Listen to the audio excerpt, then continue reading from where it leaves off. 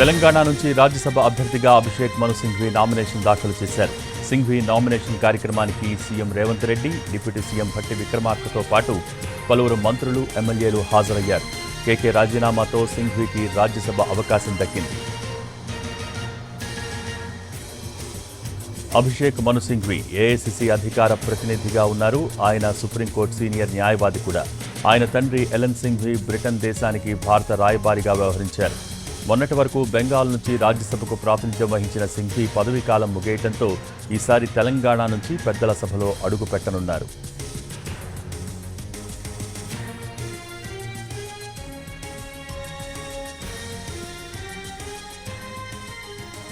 తెలంగాణ నుంచి రాజ్యసభ అభ్యర్థిగా అభిషేక్ మను సింఘ్వి నామినేషన్ దాఖలు చేశారు. సింఘ్వి నామినేషన్ కార్యక్రమానికి CM Revanth Reddy, deputy CM Bhatti విక్రమార్కతో పాటు పలువురు మంత్రులు, ఎమ్మెల్యేలు హాజరయ్యారు. దీనికి సంబంధించి పూర్తి సమాచారం మా ప్రతినిధి చారి లైవ్ ద్వారా అందించేందుకు సిద్ధంగా ఉన్నారు. చారి, ఓవర్ టు యు.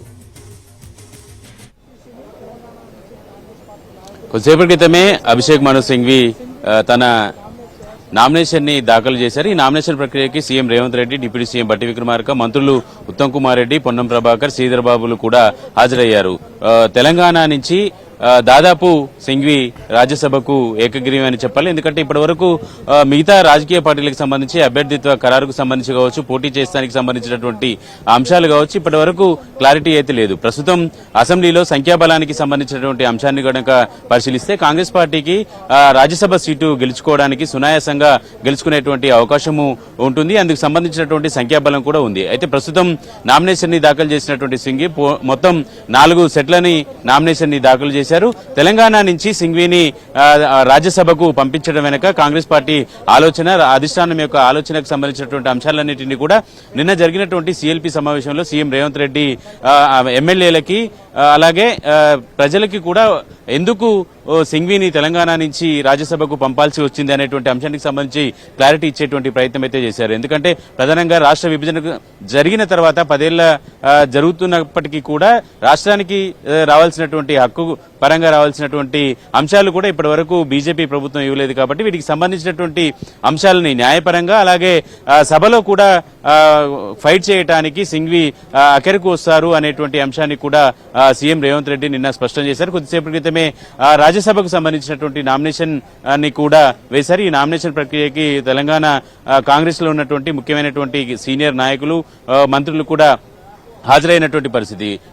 మనకు ఉన్నటువంటి సమాచారం ప్రకారం పూర్తి స్థాయిలో రాజ్యసభకి మను సింఘ్వి ఏకగ్రీవంగానే ఎన్నిక అయ్యేటువంటి అవకాశం ఉంది. మిగతా పక్షాలు ఏవి కూడా బరిలో ఉండేటువంటి అవకాశం అయితే కనిపించట్లేదు. ఎందుకంటే వారికి ఉన్నటువంటి సంఖ్యాబలం రీత్యా ఎన్నికల్లో గెలిచేటువంటి అవకాశం అయితే లేదు. కాబట్టి ఎన్నికల్లో పోటీ చేయడానికి సంబంధించినటువంటి ఆలోచన ఇంకా చేసినట్టయితే కనిపించట్లేదు. దాంట్లో భాగంగానే కాంగ్రెస్ పార్టీ నుంచి ఒకే ఒక నామినేషన్ దాఖలవుతున్నటువంటి నేపథ్యంలో ఎంపిక ఈజీగా ఏకగ్రీవంగానే ఉండేటువంటి అవకాశం అయితే కనపడుతుంది. కొద్దిసేపటి క్రితమే అసెంబ్లీ రిటర్నింగ్ అధికారి దగ్గర నామినేషన్ ని దాఖలు చేశారు. ఓవరాల్ గా తెలంగాణ ప్రయోజనాలు కాపాడడం కోసమే అధిష్టానం ఒక నిర్ణయం తీసుకుంది. ఆ నిర్ణయానికి కట్టుబడి తెలంగాణ కాంగ్రెస్ పార్టీకి సంబంధించినటువంటి ఎమ్మెల్యేలంతా కూడా అధిష్టానం చేసినటువంటి నిర్ణయానికి ఆమోదం తెలుపుతూ నిన్న తీర్మానం కూడా చేసినటువంటి నేపథ్యం. ఓవరాల్ గా అభిషేక్ మను సింఘ్వి తెలంగాణ నుంచి రాజ్యసభకి వెళ్లడం దాదాపు ఖరారైందని చెప్పాలి. థ్యాంక్ యూ చారి.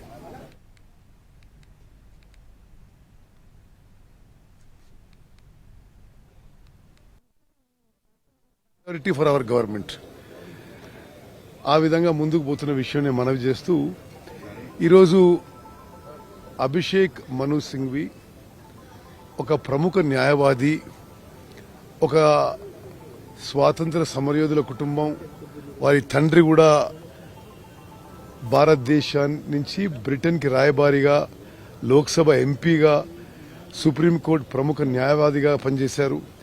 వీరు కూడా దేశంలో న్యాయవాదుల్లో అత్యంత ప్రముఖ స్థానం వహించిండ్రు. తెలంగాణ రాష్ట్రం అన్ని విషయాలు సుప్రీంకోర్టులో కానీ రాజ్యసభలో కానీ చాలా సమర్థవంతంగా వారు రిప్రజెంట్ చేయగలుగుతారని చెప్పి నా అభిప్రాయం. Okay, best priority for our government ఆ విధంగా ముందుకు పోతున్న విషయాన్ని మనవి చేస్తూ ఈరోజు అభిషేక్ మను సింఘ్వి